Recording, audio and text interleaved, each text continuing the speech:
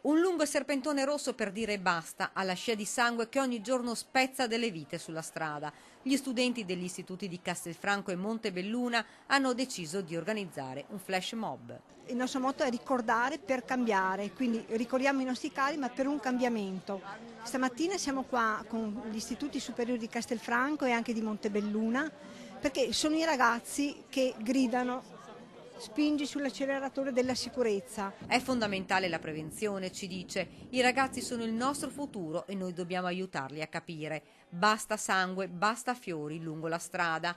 Nel pomeriggio sono stati promossi una serie di eventi, mentre questa sera è stata organizzata una fiaccolata. Una fiaccolata per dar luce simbolicamente alla strage stradale e perché non accada mai più e perché chi può, e intendo le istituzioni, facciano quello che devono fare. La prevenzione dipende da loro, da ognuno di noi, perché ognuno di noi deve essere responsabile. Un messaggio diretto a tutti, ai ragazzi soprattutto, perché riflettano e capiscano l'importanza di prestare massima attenzione alla guida. È importante questo momento dove possiamo dare veramente l'opportunità ai ragazzi a fare una piccola riflessione sull'importanza della prevenzione incidenti stradali, perché l'educazione non è mai finita.